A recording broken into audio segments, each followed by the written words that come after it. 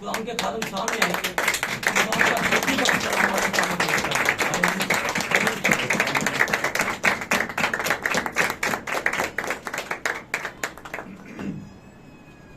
शुक्रिया भाई साबर, खुदा को बरकत बख्शे उस सारी खिदमत के लिए जो आपने यहाँ पर खुदावन के मज़बा के ऊपर खुदावन के नाम उसके जलाल के लिए सर अंजाम दी है।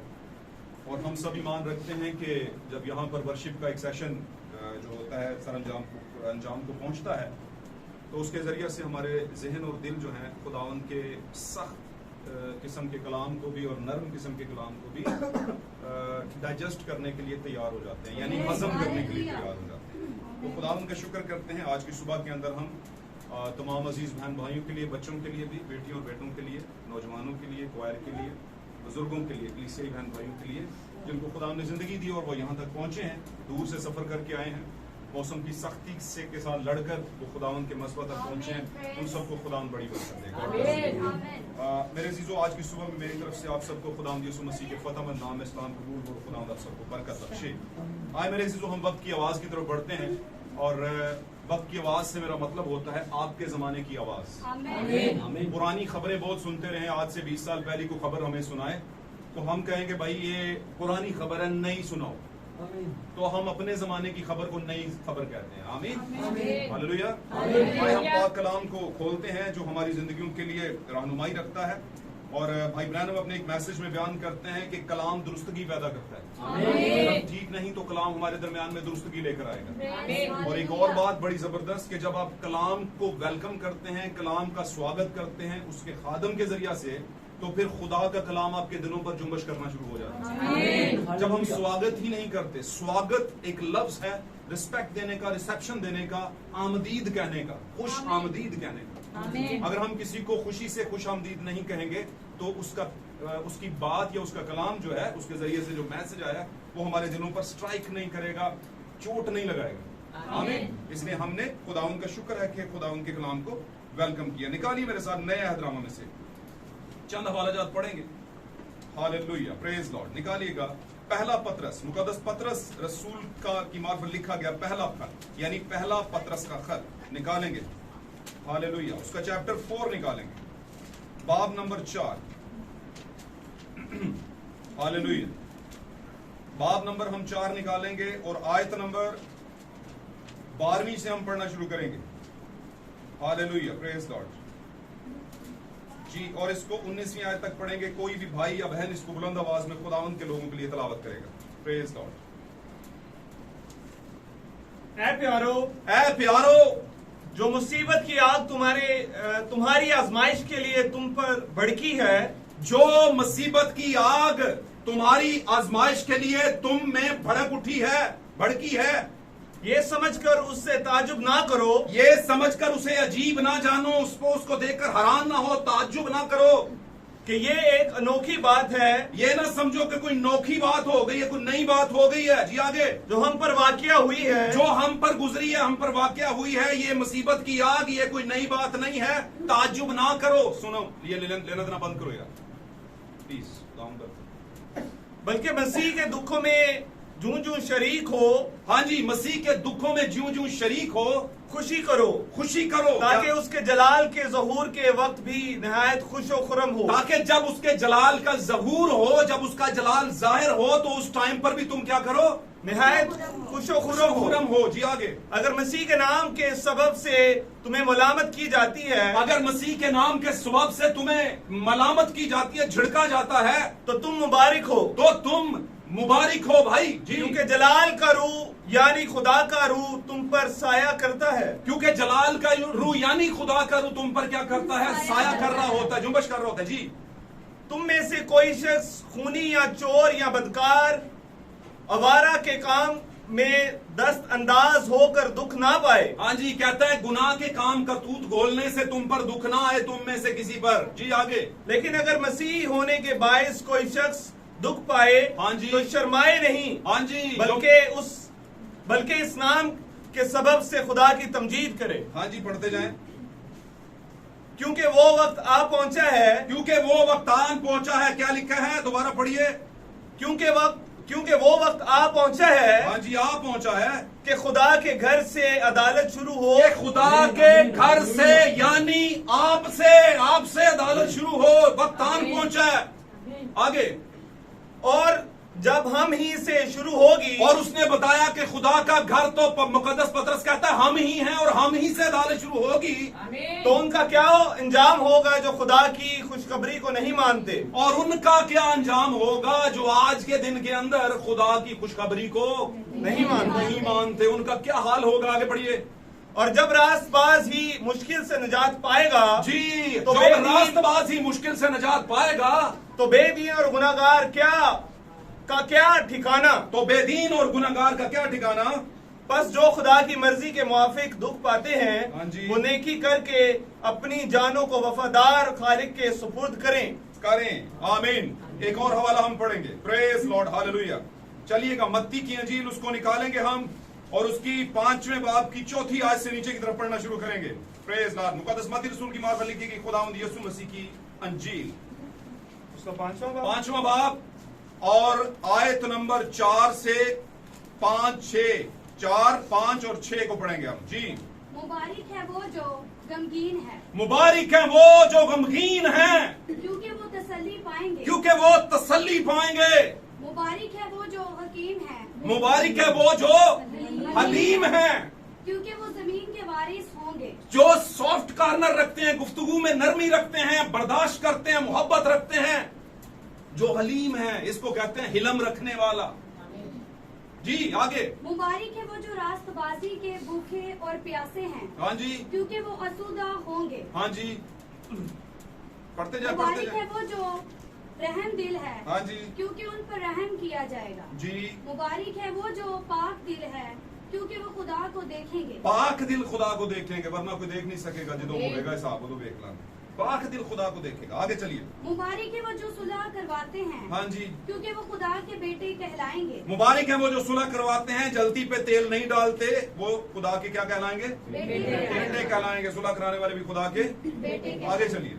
मुबारक है वो जो रास्तबाजी के सबब से सताए गए। हाँ जी, मुबारक है वो जो रास्तबाजी के सबब से सताए गए, सताए गए हैं, क्योंकि आसमान की बादशाही उन्हीं की है। आसमान की बादशाही उन सताए हुओं के लिए है। जी, जब मेरे सबब से जब बिकॉज ऑफ मी, मेरे सबब से लोग, जी, लोग तुमको लान तान करेंगे। हाँ जी, लानतें भेजें, तुम क्रिश्चियन होते हो, तुम ये होते हो, वो होते हो, फिर क्या होगा? और सताएंगे और सताएंगे, और हर तरह की बुरी बातें तुम्हारी निस्बत नाहक कहेंगे। जी, तो तुम मुबारक होगे। तो तुम क्या होगे? मुबारक होगे। आगे पढ़िए, बड़ी खूबसूरत खुशी बात। करना खुशी करना और नहायत शादमान होना, और नहायत शादमान होना, क्योंकि आसमान पर तुम्हारा अजर बड़ा है। क्योंकि आसमान पर तुम्हारे लिए बहुत बड़ा गिफ्ट है, अजर बड़ा है। जी, इसलिए के लोगों ने उन नबियों को भी जो तुमसे पहले थे इसी तरह सताया था। आमीन। खुदा के कलाम का पढ़ा जाना, सुना जाना हम सबों के लिए बाइस बरकत हो। Praise God. तशरीफ रखिए। खुदावंद इस कलाम के बायस आप पर से हर तरह की मुश्किल का साया दूर रखे, और खुदावंद इस कलाम के बायस हमें अपना मुकाशफा अता करे।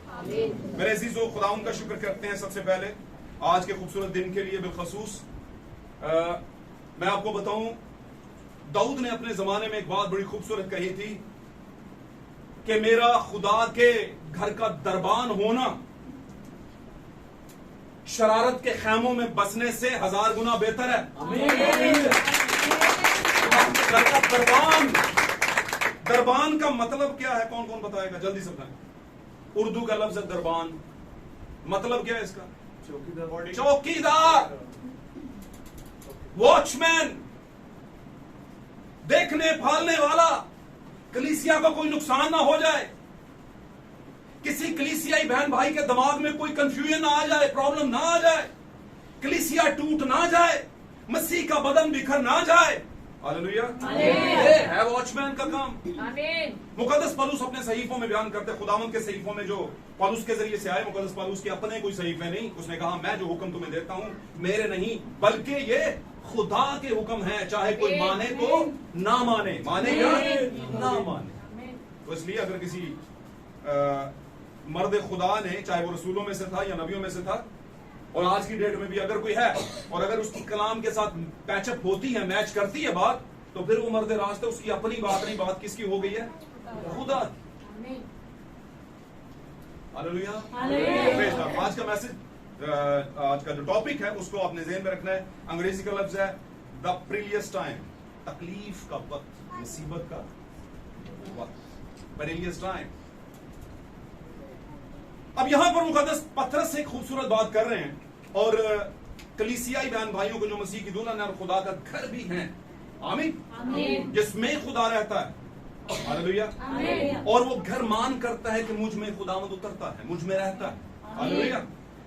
कहने सुनने को इसी दुनिया के अंदर बहुत से ऐसे लोग हैं जो दावा भरते हैं इस बात का कि हम भी खुदा का घर हैं, हालेलुया। मुख्तलिफ चर्चेज इस बात का दावा भरते हैं कि हम भी खुदा का घर हैं, आमीन। मुख्तलिफ मकतबा फिक्र के लोग जो मुख्तलिफ राय रखते हैं खुदा को लेकर के, चाहे वो किसी भी सेक्टर के अंदर हैं, सेक्टर का मतलब किसी भी जात, कौम और अकीदे के अंदर हैं, वो इस बात का दावा रखते हैं कि खुदा हम में मौजूद है, आमीन। लेकिन इन सब के बीच में दुल्हन भी है, आमीन। जिसको कहना नहीं पड़ता उसे पता है, आमीन। ये जो बादल नजर आया है इसका भेद कौन जानती है?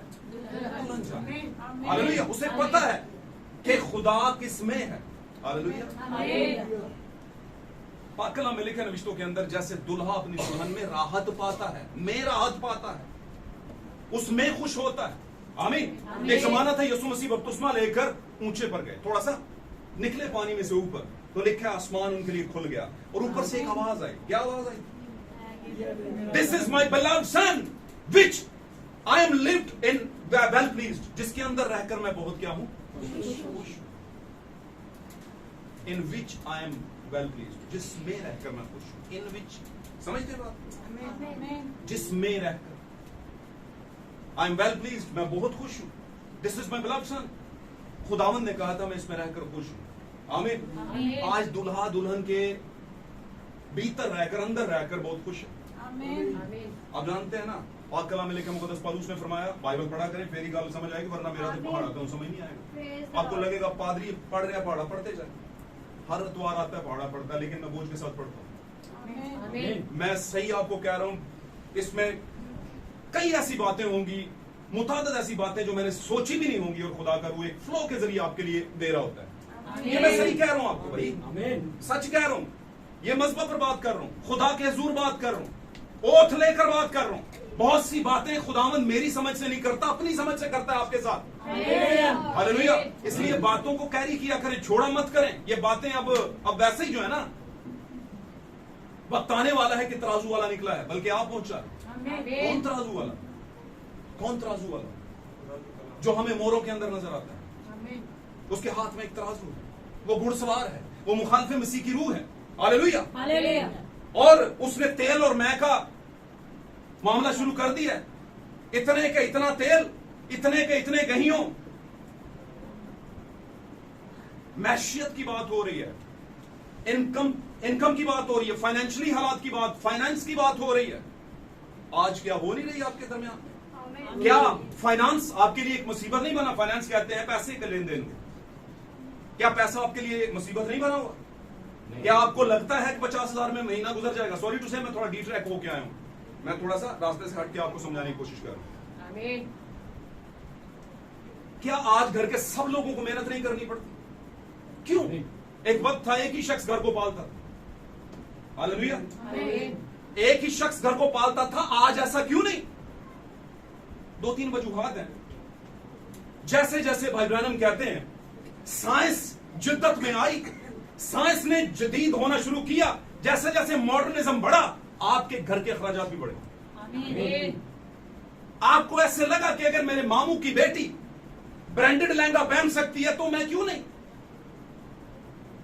आपने सोचा भी नहीं कि आपके पापा की शायद 20,000 भी बड़ी मुश्किल से सैलरी है और आपकी मामा बेचारी इस काबिल नहीं कि वो मेहनत करे। आपने नहीं सोचा, आपको ऐसा आपने सोचा ही नहीं कि भाई आपका एक है और आपके अखराजात किधर जा रहे हैं।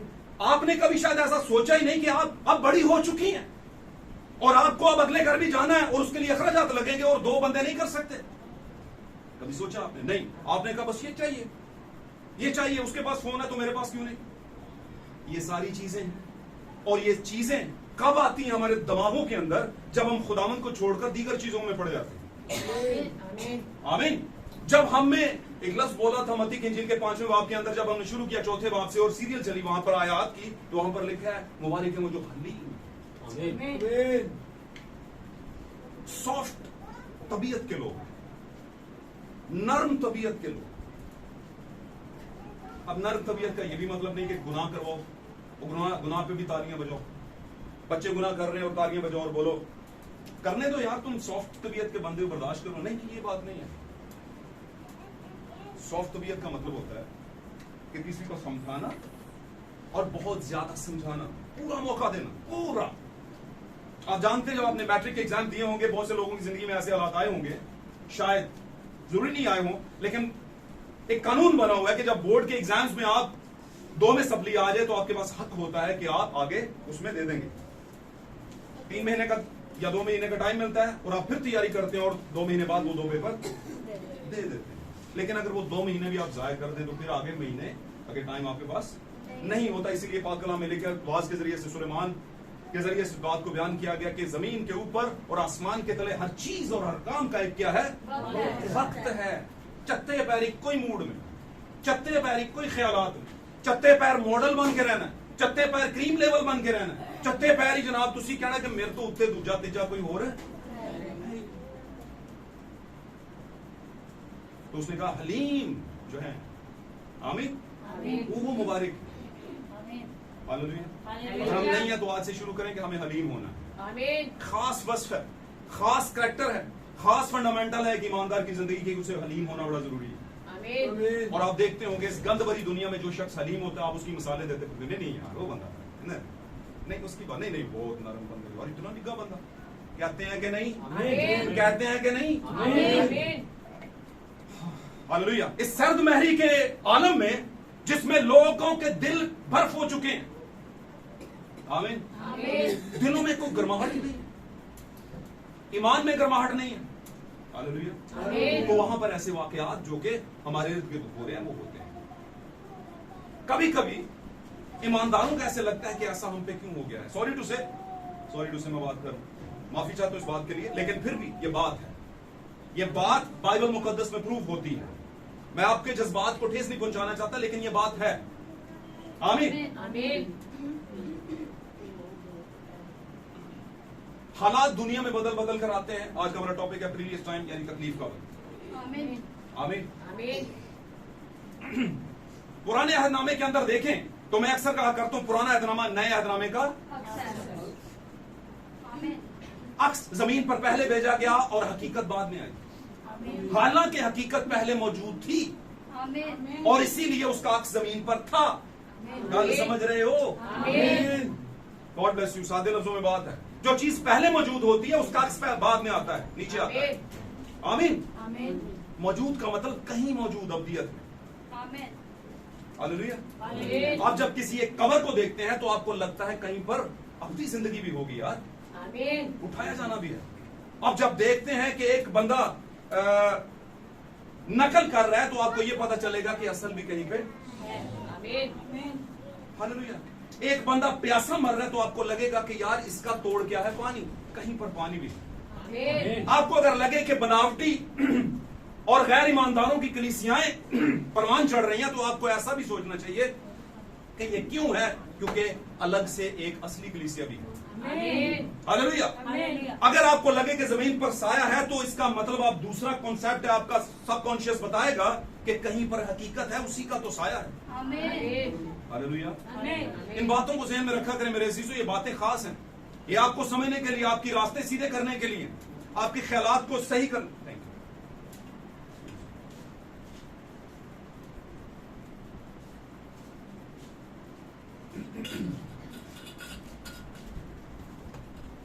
Thank you, sorry. खुदा बरकत दे मेरे अज़ीज़ों।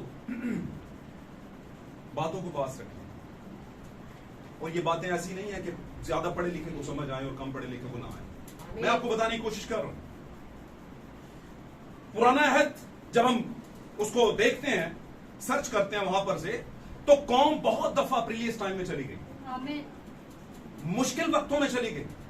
और मैं कहता हूं दुनिया की सबसे बड़ा मुश्किल वक्त कौन सा होता है? गुलामी का वक्त, प्रिजनरशिप का वक्त, कैदोबंद का वक्त। आमीन। और पाक कलाम में लिखा है जब तुम मेरे कवानीन को नहीं मानोगे, खुदावंद ने बारहा इस बारे में मरकजी ख्याल बयान किया कि मैं तुम्हें बरकत पर बरकत दूंगा, लेकिन जब तुम मुझसे दूर हटोगे, मेरे अहकामात कवानीन को नहीं फॉलो करोगे, तो तुम पर मसाइल आएंगे ही आएंगे। ये मैंने कह दिया, क्योंकि मैं आदिल खुदा हूं, अदल का खुदा हूं। आमीन। अब यहां पर मैं एक आपको रुख बता रहा हूं कि एक वजह मुसीबत की ये भी होती है। हालेलुया। सबसे पहले कौम पर, आमीन, उसके बाद एक कबीले पर, और उसके बाद एक घराने के ऊपर, और उसके बाद फर्दन फर्दन हम सब के ऊपर, घर के खानदान के एक एक भाई के ऊपर।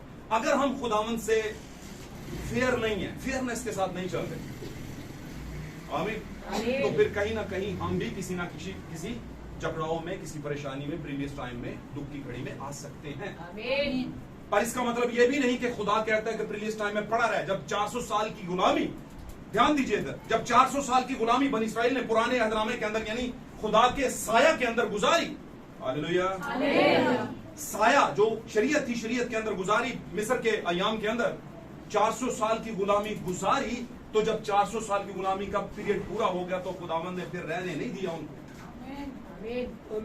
आमीन। इसका मतलब ये नहीं कि वो प्रीवियस टाइम आने देता है तो आपको निकालता ही नहीं, निकालता है। उसके लिए चाहे कुछ भी किया जाए, चाहे कूड़ा और दातन उठ के कहें कि बंदा दे कामयाब होता जा रहे, यार बड़ी कलीसिया इसके पीछे, इसके भेदों के पीछे बहुत से लोग हैं, और कूड़ा और दातन ने कहा मूसा अकेला नबी नहीं है, यहाँ पर और भी बहुत से नबी हैं। ऐसे टाइम पर फटा डाल दिया जबकि कलीसिया पार जाने को थी।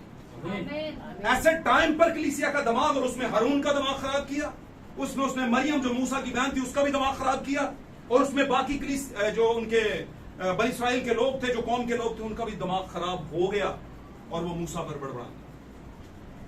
ये कहां ले आया? कादिस बरनी। ओ भाई शुक्र करो कादिस बरनी में हो तुम।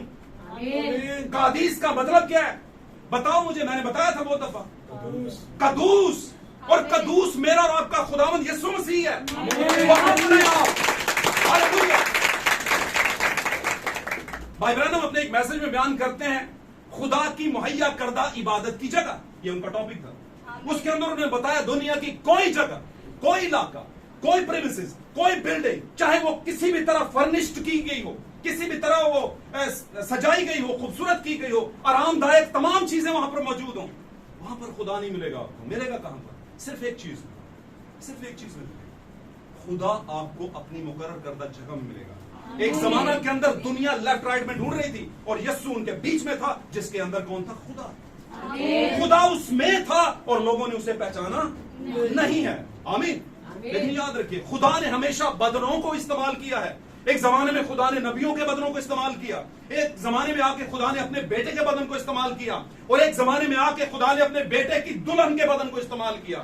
आज खुदा अपनी दुल्हन के बदन के अंदर है, जो आपको बताने की कोशिश कर रहा हूं। कभी कभी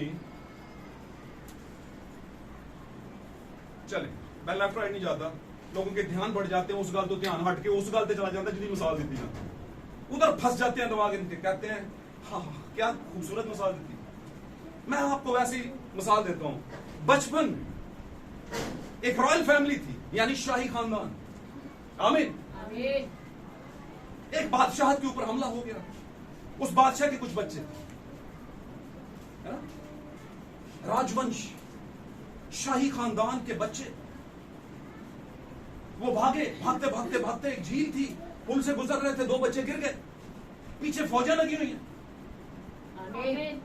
सॉरी, दो कह दिया, एक बच्चा गिर गया, पीछे फौजें लगी हुई हैं। वो बहता बहता बहता बहता बहता आगे कहीं मछेरे थे, मछेरों ने पकड़ लिया।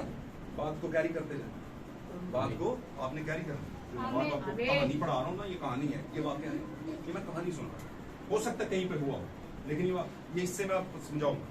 चलते चलते मछेरे, गरीब मछेरे लगे हुए थे मछलियां पकड़ने, देखा बच्चा, उन्होंने पकड़ा। इलाका ऐसा था, कोई समझ नहीं है किसका बच्चा है, पर गले में क्या था? लॉकेट। गले में क्या था? उस लॉकेट के अंदर उसके पूरे फैमिली की क्या थी? शाही तस्वीर। खैर, उन्होंने उसे पालना शुरू किया, पालते पालते पालते पालते वो बड़ा हो गया। उसे पता ही नहीं था, उसे पता ही नहीं था कि मैं कौन। आमीन। एक टाइम आया, दोबारा बहाली का वक्त आया, बादशाह और मलका ने दोबारा यू टर्न लिया और उस इलाके में गए, उस ब्रिज पर गए जहां से वो गिरा। वहां से क्योंकि हालात अच्छे थे, उन्होंने अपने गोताखोर लगाए और ढूंढते ढूंढते ढूंढते उन्होंने सर्च किया। उन्होंने कहा कि रास्ते में ये गांव आता है। उन्होंने सर्च किया और उन्होंने कहा कि उस बच्चे के गले में क्या है? मछेरों को दिल को खुदा ने नरम किया और उन्हें बताया कि ये बच्चा तो नहीं है, और उस वक्त बड़ा हो चुका। आज किसी नौमौलूद बच्चे को आप कहीं से अडॉप्ट कर लें, वो अपने माँ बाप को नहीं पहचानते कभी भी। वो ही उसके माँ बाप होंगे जिन्होंने उसे क्या किया होगा? पाला होगा, खिला होगा, बड़ा किया होगा, उसकी तबीयत की होगी, बूदोबाश की होगी। आमीन। बात को समझ लें, पास रख लें, बड़ी खास बात। आमीन। अब वो उसे पहचान नहीं सका, लेकिन वो माँ बाप थे। उन्होंने जब पूछा कि यहाँ पर एक ऐसा बच्चा, उन्होंने कहा ये लॉकेट तो नहीं है। उन्होंने कहा यही लॉकेट। जब देखा तो उन्होंने कहा ये है वो बच्चा। आमीन। हालेलुया। बात समझे कि नहीं समझे? बात समझे कि नहीं समझे? मुझे लॉकेट का मतलब बताइएगा क्या है? लॉकेट का क्या मतलब? क्या मतलब है लॉकेट का? उसकी निशानी जो उसके गले में थी। ओके ओके, नहीं, लॉकेट का अंग्रेजी का लफ्ज है लॉकेट। लॉक इट, बंद करो, है बंद करना, मोर बंद, सील शुदा, मोर बंद। और इस लॉक इट जो हुआ है, इसे ओपन कौन करता है? कि जिसने सारी मोरों को तोड़ा है, जिसने सारे लॉक तोड़े, और उसने बताया है कि लॉकेट के अंदर असल में मेरी फैमिली है भाई। कहीं लेफ्ट राइट हो गए थे, पुलिस ने दावा बोला, मौजूदा हालात में हमें लेफ्ट राइट होना पड़ा, और उसी असना के अंदर हमारे कुछ बच्चे खो गए। आमीन। आमीन। आमीन। हालेलुया। हालेलुया। बात समझ आए तो बोले आमीन। आमीन। Praise God. सब बोले हालेलुया। हालेलुया। सब बोले हालेलुया। हालेलुया। खुदा के नाम को जलाल मिले। मेरे अजीजों, आप में से हर कोई, आमीन, आमीन। आप में से हर कोई रॉयल फैमिली का है। और रॉयल फैमिली कौन सी? खुदा ने अब्राहम को एक शाही बीज दिया, आमीन। और वो बीज इसहाक नहीं था। ये बात ज़हन में रखिए, वो बीज इसहाक की सीरियल के जरिए से यीशु मसीह था। आमीन। क्योंकि यीशु से बढ़कर कोई और शाही हो नहीं सकता। आमीन। दुनिया की मौजूदा शाहियां, दुनिया की मौजूदा बादशाहतें, किंगडम्स सारी डिवैल्यूएट हो जाएंगी, लेकिन एक ही बादशाही जमीन पर कायम होने वाली है मेरे अजीजों, जो जमीन से नहीं आएगी, आसमान से उतरेगी, और उसमें एक ही राजा होगा और एक ही मलका होगा। हालेलुया। हालेलुया। Praise God. उनके नाम को जलाल मिले। मेरे अजीजों, इन बातों से अपने दिलों को गरमाया करें, आप अपनी पहचान किया करें। मैं बताने की कोशिश कर रहा था कि बाज़ औक़ात हमें एहसास ही नहीं होता कि हम हैं कहां से। आमीन। मैंने कभी इस बात पर फख्र नहीं किया कि हमारी जात पात क्या है, कभी नहीं, कभी भी नहीं। सही मैं कह रहा हूं, सच्ची बात। वरना ना आपको ऐसे बहुत ज्यादा लोग नजर आएंगे जिन्होंने अपने नाम के आगे बाकायदा अपनी जात पात भी मेंशन की होती है। मिसाल के तौर पर, मिसाल दे दूं, आमीन। अगर किसी का दिल दुखे तो वैसे मिसाल दी है मैंने, कोई बुरी गाल भी नहीं अगर लाई हुई है। दिल नहीं दुखना चाहिए, जितने दुखना चाहिए था उतने नहीं दुखता, और जिधर नहीं दुखना चाहिए बार बार दुखता है। ये बात तो पादरी साहब ने नहीं हो। आगे बढ़ते हैं। क्या हुआ, लोग क्या करते हैं कि अपने नाम के आगे अपनी जात को, मिसाल के तौर पर खोखर, कोई भी नाम के आगे खोखर लगा देगा, है जी, कोई माल लगा देगा जात के आगे, कोई बट्टी लगा देगा, है ना, इसी तरह कोई गिल लगा देगा, और इसी तरह बहुत सी और भी। क्यों लगा रहा होता है? बताइए मुझे, क्यों लगा रहा होता है? ताकि उसे पता चले कि हम केड़े खनवादे जो आगे आए हैं, हम कौन से खानदान और कबीले से आगे आए हैं। हमने जात की खवातीन से शादियां नहीं की। ये हमारी क्या है? बात समझ रहे हैं? तो एक खानवादा जिसको हम कहते हैं, एक फैमिली, एक ट्राइब जिसको हम कबीला भी कहते हैं, आमीन, यीशु मसीह का भी है, उसको कभी हमने आगे नहीं लगाया। मुझे बड़ी अच्छी तरह याद है, खादम हुआ करते थे, एंड टाइम मैसेज के नहीं थे, लेकिन बड़े प्यारे खादम थे। मैंने बचपन में उनके साथ कुछ टाइम यहाँ पर I9 में उनका विजिट होता था। तुमने जब अपनी टेस्टिमनी पेश की डीन ऑफ स्टूडेंट थे, किसी कॉलेज के डीन थे, डीन ऑफ स्टूडेंट, ये एक ओहदा होता है वहां पे सिखाने वाला टीचर से। तो मुझे बड़ी अच्छी तरह याद है कि उन्होंने जब पहली टेस्टिमनी अपनी दी कि मैं कौन हूं, कहां से आया हूं, मेरा क्या काम है, मैं खिदमत कैसे कर रहा हूं, तो उन्होंने अपना नाम बताया। तो उन्होंने अपना नाम बताया कि मेरा नाम भाई बरकत परवेज। मेरा नाम क्या है? भाई बरकत परवेज। मुझे लोग भाई बरकत परवेज, उन्होंने कहा ओके। फिर उन्होंने बताया कि मेरा नाम, मेरे बाप का नाम बरकत नहीं है। Got it? ऐसा गानू समझियो? उन्होंने कहा ये ना समझियो कि मेरे अबू जी का नाम बरकत मसीह है। उन्होंने कहा खुदा ने मुझे बरकत दी है, इसलिए मेरे नाम के आगे उसका नाम Barkat Parvez. Oh my God, hallelujah. ऐसे लोग दुनिया में, उन्होंने उस इवेंट को, उस वाकया को ही अपनी जिंदगी का नाम बना लिया। एंड टाइम मैसेज के जितने चर्चेस है पूरी दुनिया के अंदर, आप कभी सर्च करिए, उनके ग्रुप्स को सर्च करिए, उनके चर्च को सर्च करिए, तो उनके चर्चेस के नाम सुनिए। 3 एक्सोडस चर्च, तीसरा खरूज चर्च, क्योंकि तीसरा खरूज खुदावंद ने करवाया है किसके जरिए? किसके जरिए? एक तो कुछ बोले ऐसा। तीसरा खरूज किसके जरिए? विस्परिंग नहीं करनी, ऊंचा थोड़ा बोलते, खैर है कोई बात, उधर थले हो जाएगी गल। केड़ी गल? पहला मैंने नहीं पूछा। हाँ जी, तीसरा भाई विलियम ब्रैनम ने करवाया है, 7वें जमाने की कलीसियाई फरिश्ते हैं। आमीन आमीन। उसने आपको तीसरा खरूज का मतलब क्या है? चलो ये दसो, ये बताओ। ओके, हाथ खड़ा कर सकते हैं सब जिनको पता है, हाथ खड़ा कर सकते हैं। उर्दू का लफ्ज है खरूज, मतलब क्या है इसका? अच्छा ओके, आपके लिए और आसान करता हूँ, क्योंकि बच्चे ना आजकल अंग्रेजी बहुत ही समझ आते हैं। निकलना, चलना, हाँ नहीं। अच्छा, एक काम और करना है हमने दूसरे की बात को रिजेक्ट नहीं करना। वैसे क्लास में रिजेक्शन का हक किसको होता है? यार मैं कह नहीं कह रहा था, दूसरी ना कहो, मेहरबानी। अपनी बात को सही साबित करने के लिए जरूरी नहीं दूसरे की टांग खींचनी हमने।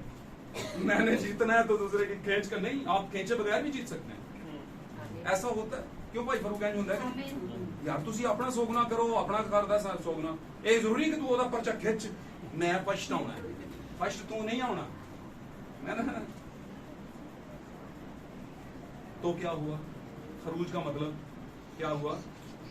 क्या हुआ? खरूज का मतलब निकलना, निकल जाना, निकाल लाना।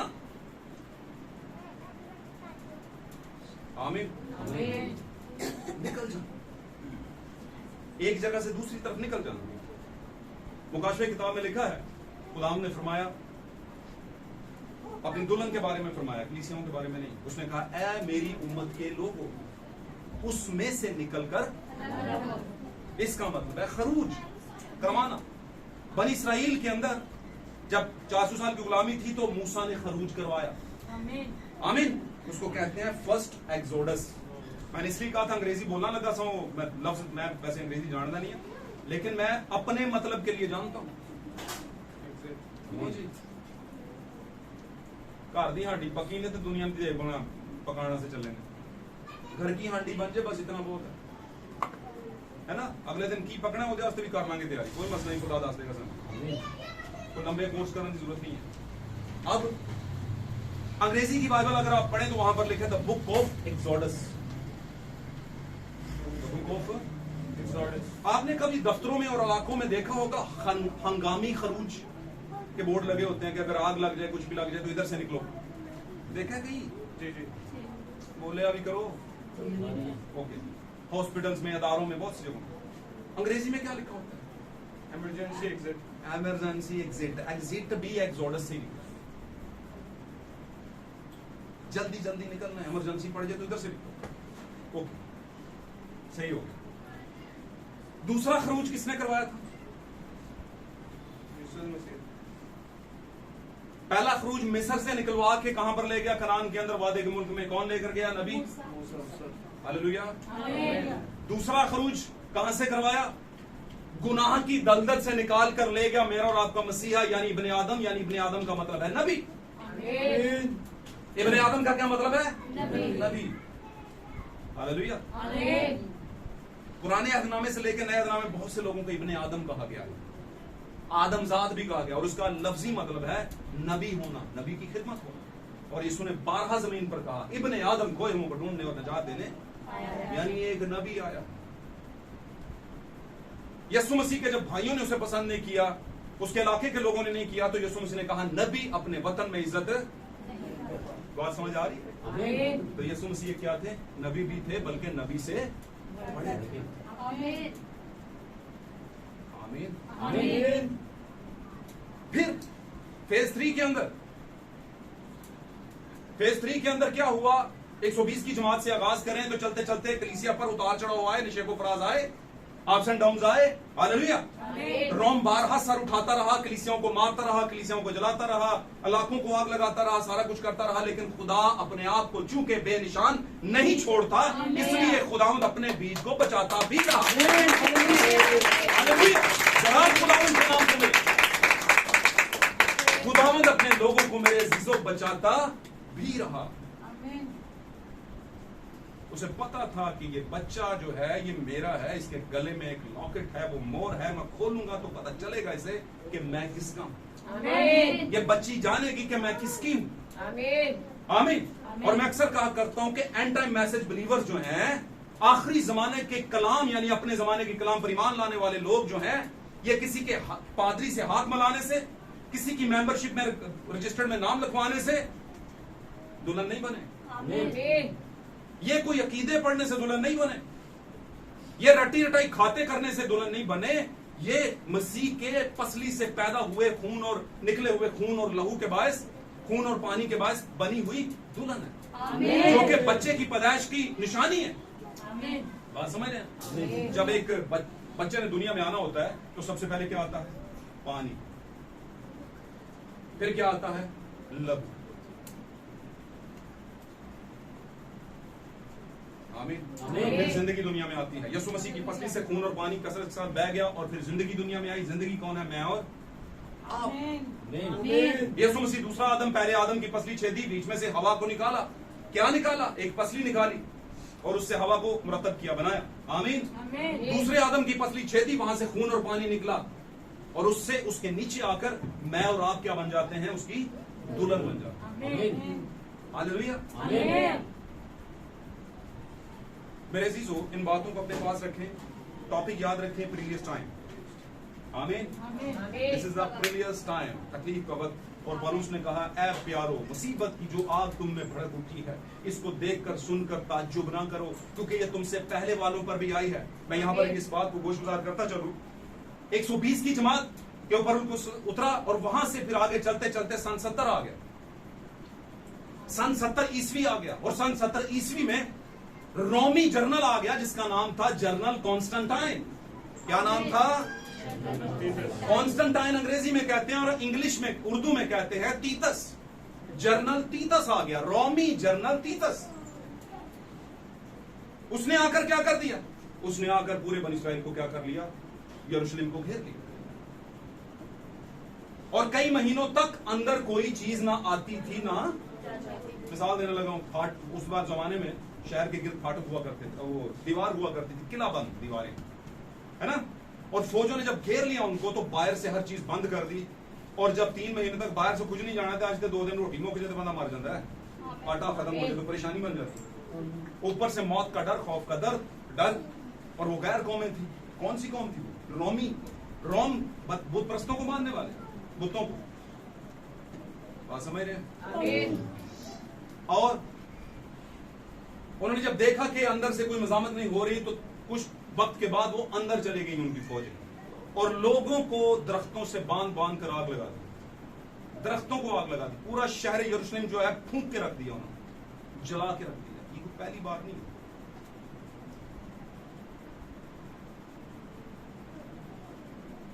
बात करूंगा तो बात काफी लंबी हो जाएगी, तो वो बात पर मैं आना नहीं चाहता क्योंकि कुछ बातें हमारे पास ही होती हैं, क्योंकि ये रिकॉर्डिंग चलनी भी है। आमीन। तो हिकमत के साथ चले आप। आमीन। हालेलुया। आप अपने वक्त को पहचाने कि आप किस दौर में से गुजर रहे हैं। किसी पर किसी भी वक्त कुछ भी हो सकता है, आमीन। कुछ भी हो सकता है। हालेलुया। आमीन। और ऐसे हालात के अंदर हम एक ही काम कर सकते हैं, दुआ में ज्यादा से ज्यादा टाइम गुजार सकते हैं। जो हो गया उसमें माफी तलाफी अब कर सकते हैं, मांग सकते हैं। सॉरी, माफी तलाफी मांग सकते हैं कि नहीं? आमीन। दसो यार, माफी मांगने से पैसे लगते हैं। आमीन। फिर मेरे को मंगनी है, मेरे को तो नहीं मंगनी, अपने भरा को नहीं मंगनी, सज्जे को नहीं मंगनी, खब्बे को, खुदा को मंगनी है। उससे मांगनी है माफी, खुदा से मांगनी। कहें जी मैंने अगर किसी का दिल दुखाया, खुदावन अगर का तो मतलब ही सवाल ही पैदा नहीं होता, हानू पता होगा किसका दुखाया।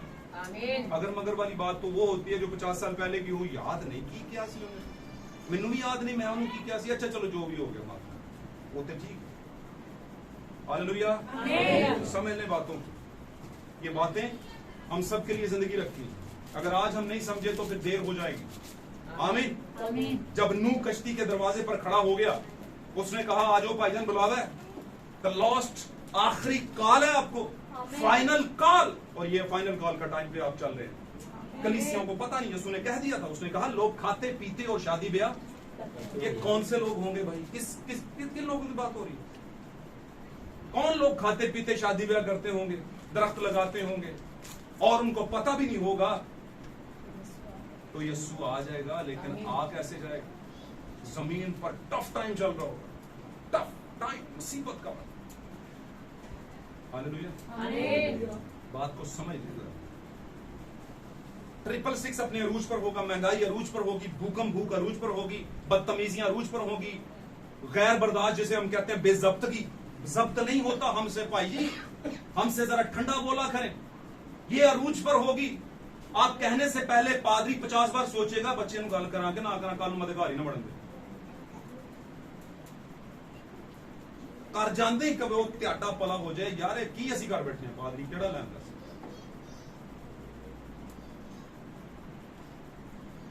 लेकिन मैं आपको बताऊं, आज की डेट में इस बात को ध्यान में रख लेना, मैं ये बातें आपकी दुरुस्तगी और बेहतरी के लिए करता हूं, और अगर पाक कलाम में लिखा है वो तंबीह जो बेटों को की जाती है तुम्हें ना की गई, तो तुम हरामजादे कहलाओगे। आमीन। अब ये वो हरामजादगी नहीं है, या हराम जदगी नहीं है, या हराम की औलाद वाली बात नहीं है जो दुनिया में पैदा होती है, उसकी बात नहीं, उसको तो खुदा माफ कर देता है।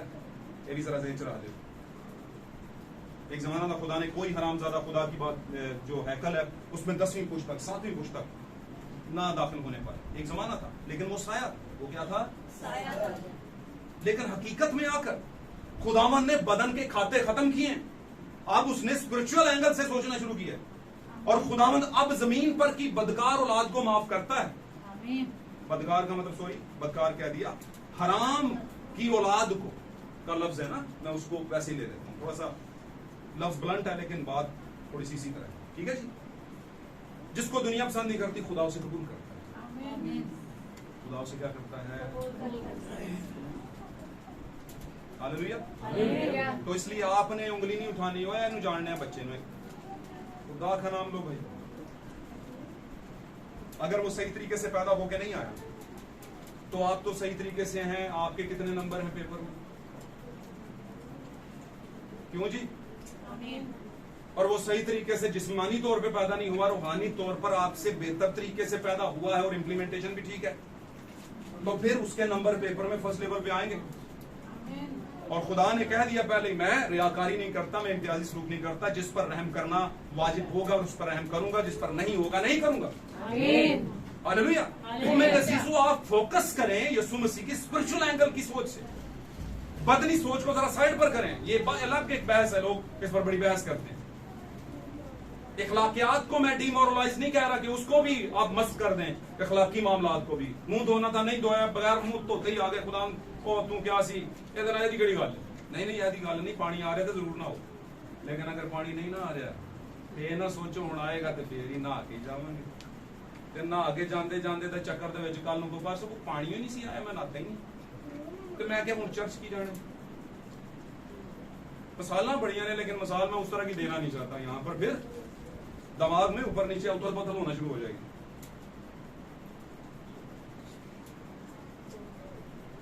एक भाई थे तो उनको मैंने कहा ये जो बदनी खाना है ये इतना जरूरी नहीं जितना रूहानी खाना है। तो उसने बदनी खाना बोलो छोड़ दिया। और सूख के ऐसा तिनका होना शुरू हो गया। सही कह रहा हूं मैं। कुछ टाइम के बाद मैं क्या भाई जी की हो गया था वो जी सर तुसी आ गल गई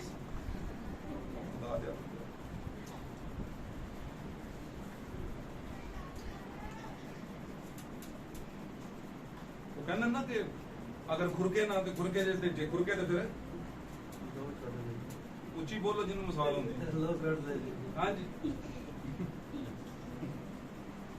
पहले तो खारिज नहीं करनी भी नहीं लेकिन फिर ऐसी करनी है कि खून ही काट दे।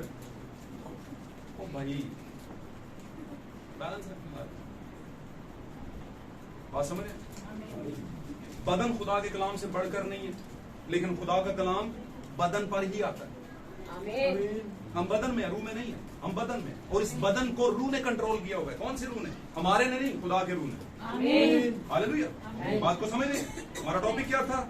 द प्रीवियस टाइम, तकलीफ का वक्त, मुश्किल का वक्त। और मुकद्दस पतरस यहाँ पर एक खूबसूरत बात करते हैं। मेरे और आपके लिए सबक है, बड़ा प्यारा सबक, और वो क्या है? जब खुदा के घर वक्त तान पहुंचा है कि खुदा के घर से अदालत शुरू हो, और जब हम पर ही से शुरू होगी तो उनका क्या? जो बेदीन है, तो बेदीन लबड़े पड़ने के। बेदीन कहां पर होते हैं? बीच में ही होते हैं, यहीं पर होते हैं। कोई बेटी बेदीन हो, बेदीन का मतलब क्या है? चलो एक बेदीन का क्या मतलब है? कोई माना जिस जो दीन से बाहर हो, जो कहता बोली जा, हमने नहीं माना, इसको कहते हैं बेदीन। आमीन। तो कहते होगा कि बनेगा लुक लाइक क्रिश्चियन, ना सर्द ना गर्म वाले क्रिश्चियन। वो एक बहन थी तो मैंने उसे कहा, बहन ये वाले जो आपने स्टाइल बनाया बालों का, ये ठीक नहीं है। खुदा मना करता है औरत बाल ना काटे। उस बहन ने मुझे कहा कि लोग की मिन्नू देखना आंदे नहीं, इबादत करना आंदे, लोग वहां पे बहनों को देखने आते हैं। कैसे पादरी हो तुसी? उन्होंने कहो जी भैन क्यों वेंदे? क्या बात, अपनी अपनी ओपिनियन है। लोग कहते हैं मेरी ओपिनियन मानी जाए।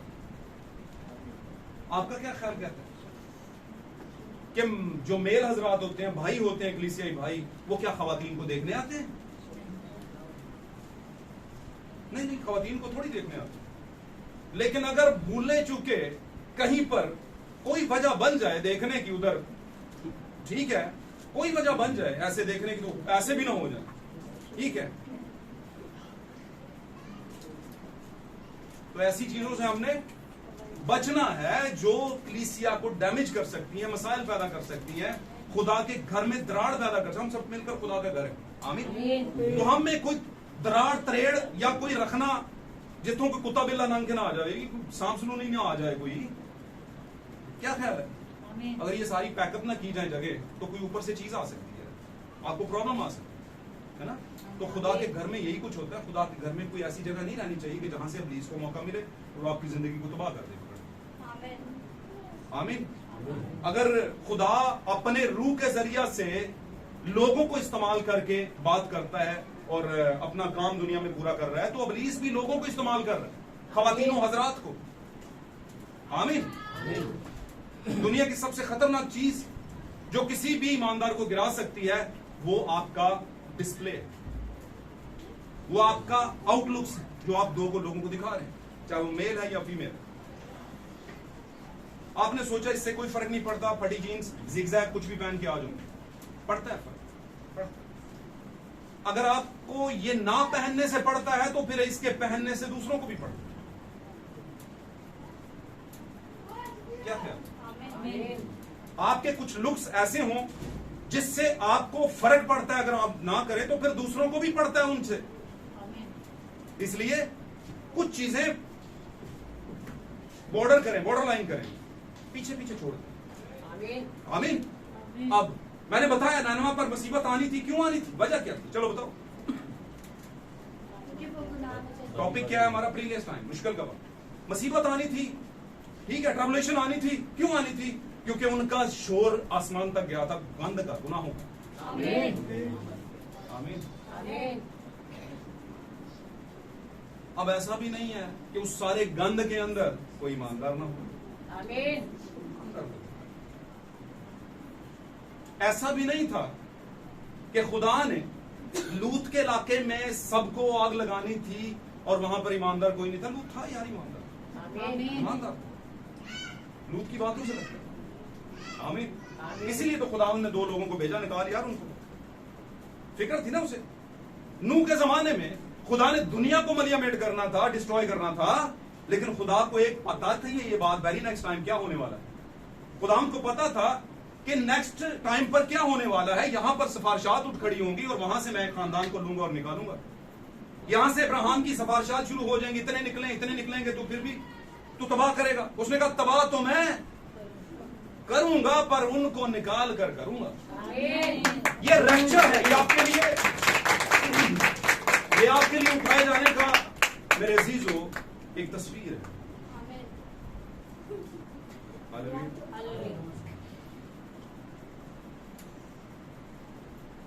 हमेशा याद रखिएगा, नूह जो था मुसीबत के अंदर था। नूह कहां पर था? सारे बच्चे ध्यान दो, इधर मेरी तरफ देखें, सारे बच्चे जरा थोड़े टाइम के लिए देखें, आप भी देखें भाई, खास कर इधर देखें बेटा, सामने देखें, सब देखें, अभी भी कोई नहीं देख रहे। चल, नूह की स्टोरी किसने सुनी है? सबने सुनी, टाइम बचाने सबने सुनी। कई साल गुजर गए, कुछ इसमें 20, 30, 40 और हम जैसे 40 प्लस भी हैं, है ना, कुछ 50 प्लस हैं। उन्होंने बचपन से सुनते आ रहे हैं नूह दी कहानी, नूह दी कहानी, नूह दी कहानी। अब नूह क्या है? नूह क्या है? नूह कलीसिया है। नूह क्या है? कलीसिया। अब नूह एक टाइम पर कलीसिया के फेस से निकलकर दुल्हन के फेस पर जाने लगा। आमीन।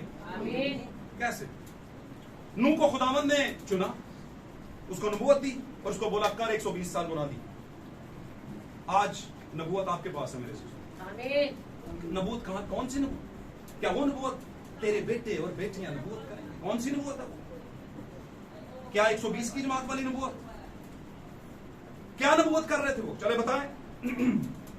बोले, मैं इस पर सिखा चुका हूं। 120 की जमात वाली बेटियां, खवातीनों हजरात जो थे 120 की, अंदर वो औरतें भी और मर्द भी, क्या नबूवत कर रहे थे? उसके बड़े बड़े कामों का बयान, यानी टेस्टिमोनियल प्रोफेसी। टेस्टिमोनियल का मतलब होता है गवाही की नबूवत।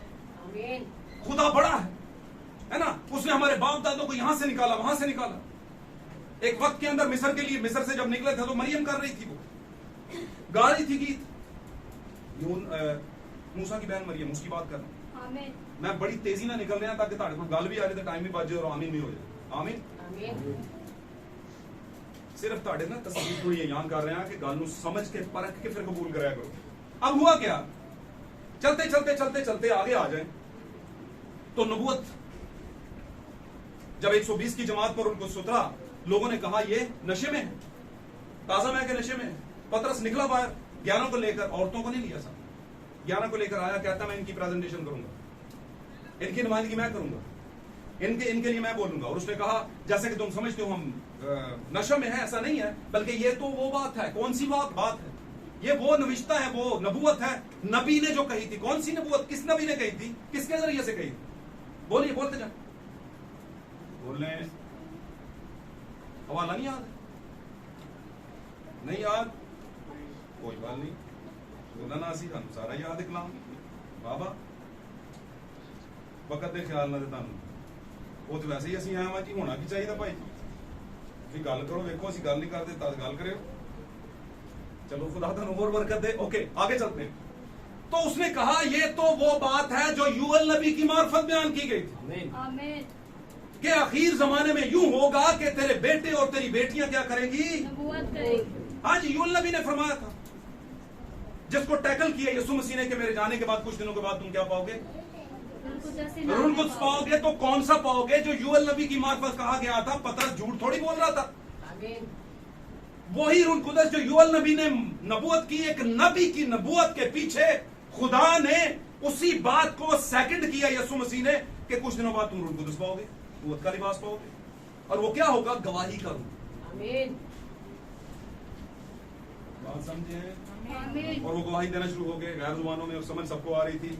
लेकिन जिस नबूवत की मेरे से जो मैं बात कर रहा हूं वो और नबूवत,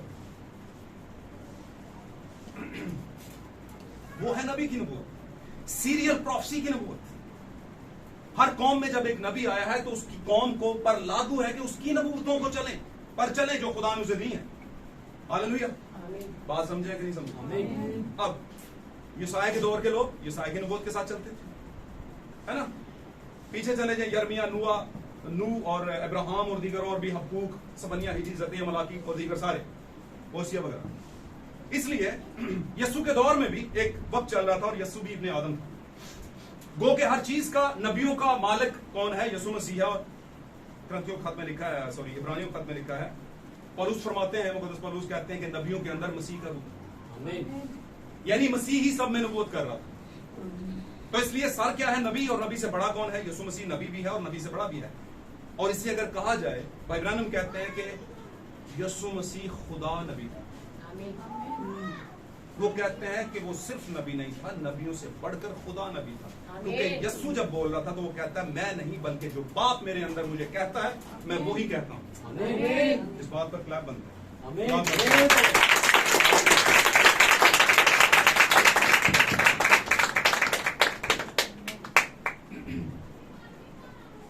यस्सु हर चीज से उत्तम है, खुदा हर चीज से उत्तम है, खुदा जज्बे खाकी से उत्तम है, खुदा नबियों से उत्तम है।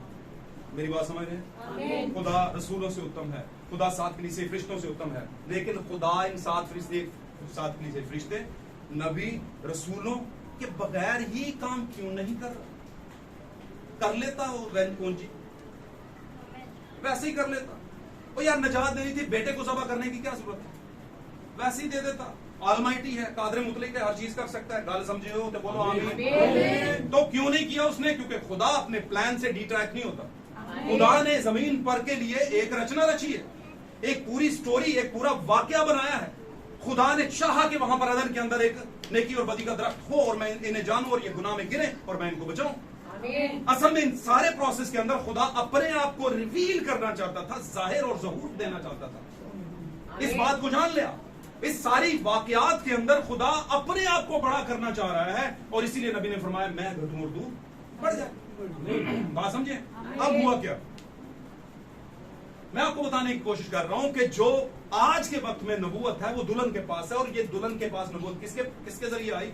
जिसके जरिए से पहले नबियों की कौमों के अंदर नबूवत आती थी और वो वही नबूवत करते थे। आमीन। हमारे जमाने में नबूवत है। मैं सिर्फ पॉइंट दे दूं आपको, क्योंकि कुछ लोग नए हैं, उनको एक पॉइंट दे दूं। आखिरी बात करूंगा, इसके बाद कोशिश करेंगे कि हम इसको दिया।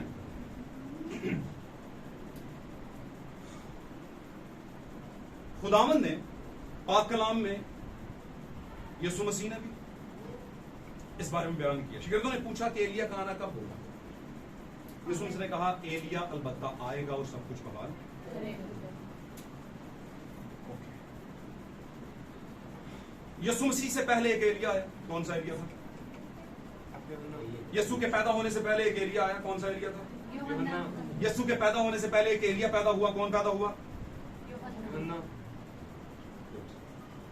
यूहन्ना। तो यूहन्ना था भाई, यूहन्ना तो एलिया नहीं था। बोले यूहन्ना एलिया था? बोले ऊंचा बोले। मसा एलिया का था। मसा एलिया का था। और एक गल ध्यान ना ज़हन च रख ले, ये मैं वही बात कर रहा हूं जो नबी भाई ब्रैनम ने अपने एक मैसेज में बयान किया है कि यीशु सिर्फ नबी नहीं था, खुदा नबी था। खुदा यीशु नबी था, यानी यीशु खुदा था। तो इस बात के अंदर एक बात पीछे हट जाती है कि यीशु अपने बदन को प्रमोट नहीं कर रहा, बल्कि अपने बाप की नबूवत को प्रमोट कर रहा है अपने बदन से। गालू समझ लो?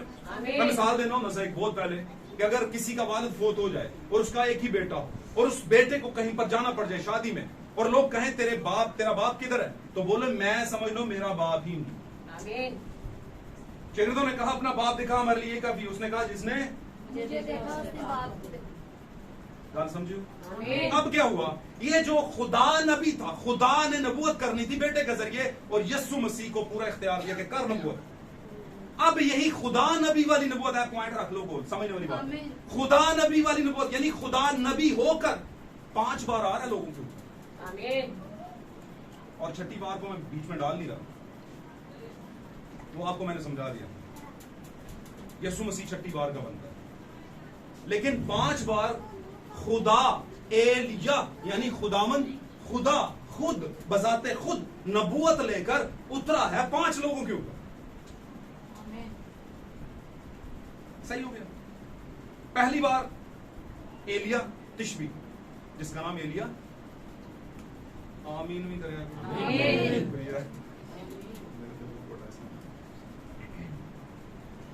आमीन बोला। एलिया तिशबी पुराने यादनामे में एलिया था। अचानक ही निकल आया, ना कोई निस्ब-नुमान मिलता बाइबल में उसका, ना होगा ना होगा, अचानक ही आ गया। जलाद के परदेशियों में से एलिया तिशबी वो आ गया। अब उसका एक शागिर्द था, खुदा ने उससे खिदमत ली, वो आप पढ़ लीजिएगा वहां पर, बड़ा दलेर किस्म का नबी था, रियासतों के खिलाफ, मुल्कों के खिलाफ बड़ा बोला। आमीन। उसके बाद उसका एक शागिर्द था जिसका नाम अलीशा था, वेल नोन शागिर्द है, आप सब जानते हैं, बड़ा जाने पहचानी शख्सियत, जिसका नाम था अलीशा। लोग की बच्चे का नाम अलीशा था।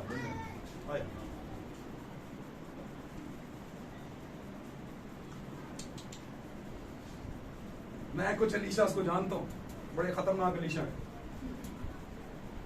अच्छा ओके, वो एक अलग मैटर है। ओके, क्या हुआ, अलीशा को अंबियाजादे यानी नबियों की औलादें जो थी, उनसे पहले जो नबी थे, उनकी औलादों में से किसी ने कहा कि तुझे पता है कि तेरा आका आज उठाया जाएगा, चला जाएगा।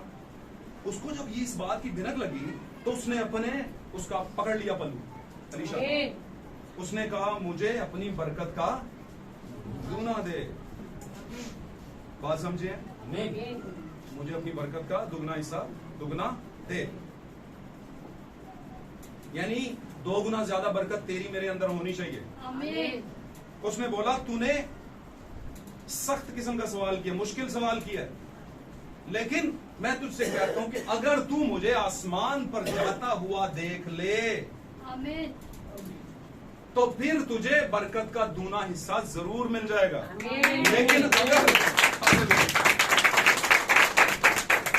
लेकिन अगर तू ये ना कर सका, मुझे जाते हुए ना देख सका, तो नहीं मिलेगा। ये भी कहा। अब ये बड़ा टाइट प्रोसेस था, एक बड़ा टारगेट दे दिया था कि भाई जी हम बैठे रहो पर ना लग के, पकड़ के बैठ जाओ उस्ताद मोहतरम को, गिर्द घूमते रहो। शागिर्द का मतलब भी यही है, गिर्द घूमने वाला, गिर्द रहने वाला, है ना। यीशु ने कहा शागिर्द के लिए यही बहुत है कि अपने उस्ताद की मानद बने। ऐसा गल नहीं ना बोल रखी। उस्ताद वैसे होंदा कौन है, लेकिन आंदा के किसी ना किसी खादम के जरिए। बात समझे? तो क्या हुआ, वहां पे खुदा ने अपना एलिया के गिर्द वो रहा और वो बातें ही कर रहे थे, चल फिर रहे थे अभी। अच्छा, जब कोई ठान लेता ना तो खुदा उसे ज्यादा मुसीबत में नहीं डालता, उसे ज्यादा इंतजार नहीं करवाता, उसे दिल का पता होता है इसने ठान लिया, अब इसे इंतजार नहीं करवाना, छेती छेती ना खिदमत दो ताकि खिदमत करे, रुआ बचाए। सही कह रहा हूँ। लेकिन ये किसको पता होता है? खुदा को और उस शागिर्द को, कि कितना कितना आप 100% 100% आप अपना वर्क कर रहे हैं ताकि खुदा से तोहफा हासिल करें। तो वहां पर एलिया उसे देखते देखते उसके पास से एलिया तिशबी उठा लिया गया और उसने कहा हाय मेरे बाप। उसने क्या कहा? हाय मेरे बाप। अब एलिया ने जब नीचे देखा तो उसने अपनी चादर उस पर गिरा दी। जब चादर उस पर आई तो उस पर उसकी खिदमत का दूना आ गया, यानी एलिया की स्पिरिट 2 गुना करके बढ़कर अलीशा पर। जैसे मैं अक्सर कहा करता हूं कि खुदा अपनी खिदमत को बैन खत्म नहीं करता, बेनिशान नहीं छोड़ता, बस उसके लिए बदन को तब्दील करता। तो एलिया की स्पिरिट एक बदन को छोड़कर 2 गुना बढ़कर अलीशा पर आ गई। फिर अलीशा अलीशा ना रहा, बल्कि क्या बन गया? फिर वही काम उसने किए जो उस एलिया ने किए। हालेलुया। फिर वक्त आगे गुजरा, यीशु के आने के दिन करीब हुए, यीशु की पहली आमद वाकया हुई। इससे पहले कि यीशु की पहली आमद वाकया होती बच्चे के रूप में, उससे पहले खुदा ने 6 महीने पहले एक एलिया के बदन को तैयार करना शुरू किया, यूहन्ना। आमीन।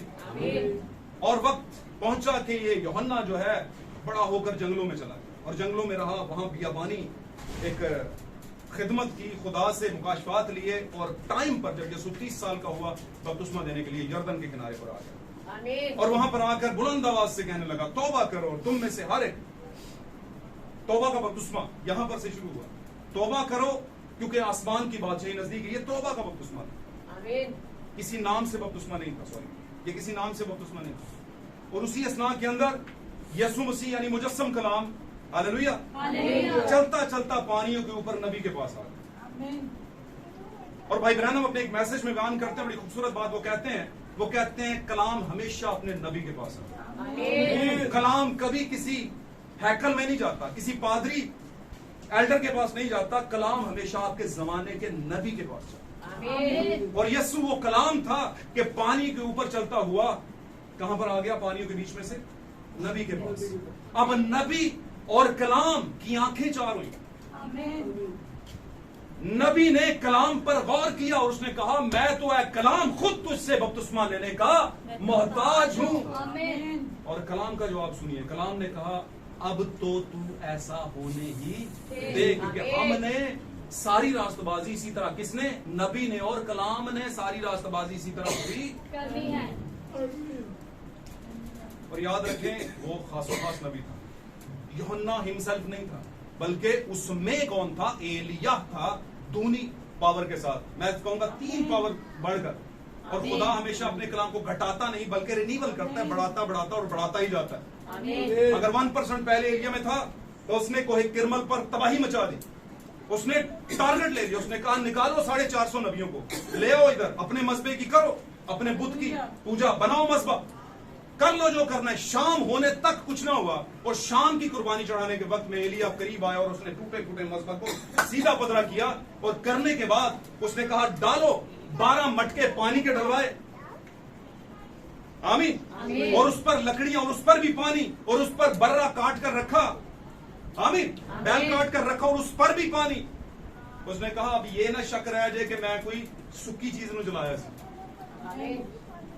खुदावन अगर कोई काम करता है तो वो फिर ऊपर के लेवल के करता है। और उसने अनाउंस किया, उसने कहा है खुदावन आज ये लोग जान जाएं कि बनी इस्राइल में इस जमीन के ऊपर तेरे जैसा कोई और नबी ना है, ना है, था, ना होगा। तेरे जैसा कोई खुदा नहीं है, तेरे जैसा कोई खुदा और नहीं है। इब्राहिम, इसहाक और याकूब के खुदा आज ये लोग जान जाएं कि जमीन के ऊपर और आसमान के ऊपर तेरे जैसा कोई और है ही नहीं। और लिखे उसी लम्हे आसमान पर से खुदावन की आग आई और उसने सारे के सारे उस कुर्बान गाह को भस्म कर दिया, और पानी जो था उसको चट कर लिया, और कोई भी चीज बाकी ना बची। इसका मतलब खुदावन ने उस कुर्बानी को कबूल कर लिया और लोगों में खौफ तारी हो गया। ये है एलिया की नबूवत। एलिया कोई बंदा नहीं है, एलिया के अंदर खुदा की कुव्वत है 3 गुना बढ़ाकर, 2 गुना बढ़ाकर। और मैंने जैसे बताया खुदा रिन्यूअल का खुदा है, खुदा घटाता नहीं बल्कि बढ़ाता है। खुदा ने पहले एलिया में 1%, दूसरे में दुगना, तीसरे में तिगना, और चौथे जमाने के एलिया के अंदर 4 गुना करके, आमीन। और 5वें जमाने के एलिया के अंदर 5 गुना करके, जुमाना कह दिया 5वीं बार के आने वाले एलिया के अंदर और मूसा के अंदर 5 गुना करके बढ़ा के देगा, क्योंकि आगे मुखालिफ मसीह की पावर भी बढ़ती जा रही है। ऐसा नहीं हो सकता कि अब आप कश्ती के जरिए लोगों को बचाएं, नहीं, अब आप कलाम के जरिए लोगों को बचाएं। आमीन, आमीन। तो आप अपने जमाने की नबूवत की पावर को जाने। तो एलिया क्या है? खुदा खुद है, उसकी अपनी मिनिस्ट्री है। आमीन। तो मैंने कहा था कि आज की दुल्हन नबूवत करेगी, तो दुल्हन में मेल भी आते हैं, फीमेल भी आते हैं। ये सबकी नबूवत क्या है? कोई अलग नबूवत है? नहीं, वो नबूवत जो नबी के जरिए से आई। आमीन। और हमारे जमाने में भी एक नबूवत लेकर शख्स आया, लेकर नहीं आया, जिसको खुदा ने दी। ये चीजें लेने वाली नहीं होती, ये खुदावंद की तरफ से इनाम होती हैं। आमीन। और पाक कलाम के नविश्तों में लिखा है, पुराने अहदनामे में अगर कोई नबी आए और कोई नबूवत करे और वो पूरी ना हो तो वो झूठा नबी है। और भाई ब्रैनम ने अपनी हयात जिंदगी के, अपनी सवाने हयाती उम्री के अंदर लिखा है, उनकी जो सवाने उम्री है यानी कि जिंदगी के जो हालात हैं उसमें अगर लिखा है, उन्होंने कहा जितनी नबूवतें मैंने की हैं कुछ उनकी जिंदगी में पूरी हुई। और उन्होंने कहा अगर मैं ना रहूं और वो पूरी ना हो तो तुम मुझे कह सकते हो कि झूठा नबी है। और आज दुनिया इस बारे में जानती है, मानती है, समझती है, लेकिन हम कहीं ना कहीं पर किसी ना किसी जाल के अंदर अब भी फंसे। मैं आपको बताऊं, अगर नाम ही की बात है, बहुत से लोग कहते हैं, मैं सवाल एक रख दूं आपके सामने, बहुत से लोग कहते हैं अगर भाई ब्रैनम एक नबूवत को लेकर आए, एक नबी की नबूवत को लेकर आए हैं, या खुदा का रूह नबूवत के जरिए उन पर आया है, तो उनका नाम बाइबल में क्यों नहीं? ये एक बहुत बड़ा सवाल है लोगों। किनका नाम? भाई ब्रैनम का नाम बाइबल में क्यों नहीं? तो मैं ये कहूंगा कि आपने तो बिल्कुल बनी इस्राइल वाली बात कर दी है। यीशु बीच में खड़ा है और आपको पता ही नहीं कि यही तो वो यीशु है जिसको यशायाह ने इम्मानुएल कहा। आमीन। और अगर उन्होंने वहां पे गलती की, हालांकि यीशु ने कहा बाप माफ कर दे, लेकिन गलती की सजा अदल का वक्त था, पूरी हुई। सन 70 में वो आया और उनको सबको जलाया, लेकिन खुदा ने अपने बीच को जो बिलीवर हो गए थे उनको बचाया भी था। बात समझ रहे हैं? इसी तरह से अगर आप नाम को लेकर चलेंगे तो फिर नाम तो यीशु का भी नबी ने बयान नहीं किया। क्या बयान किया? तो उसका नाम, वो उसका नाम क्या रखेगी? इम्मानुएल रखेगी, जिसका तर्जमा क्या है? तो क्या मरियम ने इम्मानुएल नाम रखा था यीशु? नहीं। मेरे जैसा कोई जाके उससे क्या था, मरियम क्या कर रही है? यशायाह ने तो ये कहा था, ये कर। उसने कहा, यशायाह ने तो कहा था, लेकिन मेरे जमाने की नबूवत जो फरिश्ता लेकर आया है, जबराइल, उसने कहा था तो उसका नाम हाँ जी। तो हमारे जमाने में भी एक फरिश्ता आया, आमीन, 7वां कलीसियाई फरिश्ता, और कुमारी हम है, और कलाम लेकर आया, और प्रैग वो भी हुई थी और प्रैग हम भी हुए हैं। और जो प्रैग हुआ है वो बैठेगा नहीं, उसे दर्देजा लगेंगे, उसे अपनों से भी लगेंगे, उसे गैर कौम से भी लगेंगे, अपने इलाके की डिनोमिनेशन से भी लगेंगे, अबे अपने सगे सवित्रों से भी लगेंगे, आमीन, अपने गहरे जो रिश्तेदार हैं उनसे भी लगेंगे, सबसे लगे। और सभी के साथ ऐसा हुआ, हर जमाने में ऐसा हुआ। यीशु से बढ़कर मैं नहीं, आप नहीं, आमीन। यीशु की वजह से हम हैं, हालेलुया। यीशु के बायस हम हैं, लेकिन यीशु से बढ़कर नहीं है हम, हालेलुया। यीशु ने हमें मोतबर किया, हमें अपने काबिल किया, हमें जमीन से उठा के तख्त पर बैठाया, ये बहुत है, लेकिन उससे ऊपर नहीं है हम, हालेलुया। अगर उससे ऊपर नहीं तो जो हमसे ऊपर है यीशु है, उसके साथ क्या कुछ नहीं हुआ? क्या उसके अपनों ने कबूल किया उसे? क्या यीशु की मिनिस्ट्री कबूल की गई? आज यीशु की मिनिस्ट्री नहीं है। क्या यीशु ने सिर्फ बदन में मिनिस्ट्री की है? नहीं, उसने रूह में भी की है। और कैसे की है? अपनी कलीसिया के जरिए। आज वो अपनी दुल्हन के जरिए नबूवत पेश कर रहा है। और जितने भी एंटी मैसेज के चर्चेज हैं वो नबूवत की बात करते हैं, वेदों की बात करते हैं, वो सेमिनरी की बात नहीं करते, आमीन। वो किसी मशीन वाली कलीसिया की बात नहीं करते जो बच्चे पैदा करती जा रही। और मैंने एक बार कहा था, ये जो एंटी मैसेज है ना, ये शेर की सवारी है, मैंने कहा था एक बार, आमीन। और शेर आप जानते हैं, शेर ऐसा खूनखार होता है, इस पर चढ़ गए आप, और अगर इसको आपने लगाम नहीं रखी इसके टाइट खींच के, तो ये आपको खा जाएगा। और पाक कलाम अदल का कलाम है, हालेलुया। अगर आपने उसके साथ कोई 19-20 की, उसके साथ सही तरह नहीं चले, तो मुसीबत पक्की है आपको, पक्की मुसीबत। क्योंकि जब नूह ने दरवाजे पर खड़े होकर ऐलान किया कि आ जाओ सारे, आ गए। जिन्होंने उसकी फाइनल कॉल सुनी आ गए। आज भी फाइनल कॉल चल रही है, और रैप्चर होने वाला है, मुसीबत दुनिया में आने वाली है, और इससे पहले मुसीबत आए रैप्चर हो जाएगा। रैप्चर क्या है? कश्ती के अंदर जाना। रैप्चर किसे कहते हैं? उठाए जाना, और कश्ती के अंदर जाना एक ही बात है, सेफ जगह, आमीन। आज फाइनल कॉल पूरी दुनिया में एंटी मैसेज के लोग फाइनल कॉल दे रहे हैं कि नबी के बगैर आप यतीम हैं, नबूवत के बगैर कोई कलीसिया कामिल ही नहीं है। नबूवत होगी तो फिर आपको समझ आएगा खुदा हमारे जमाने में क्या कह रहा है। पादरी तो बहुत कुछ कहते हैं, पादरी कहते हैं सुबह ये करो, कुछ कहते हैं बाल काट लो, कोई मसला नहीं, कुछ कहते हैं कुंवारी बच्ची को पादरानी बना दो, कुछ कहते हैं मुबशरा बना दो, है ना, कुछ कहते हैं लिपस्टिक लगा लेनी चाहिए, कोई फर्क नहीं पड़ता, कुछ कहते हैं नहीं लगानी चाहिए, है ना, कुछ को होशाना का मतलब ही पता नहीं है।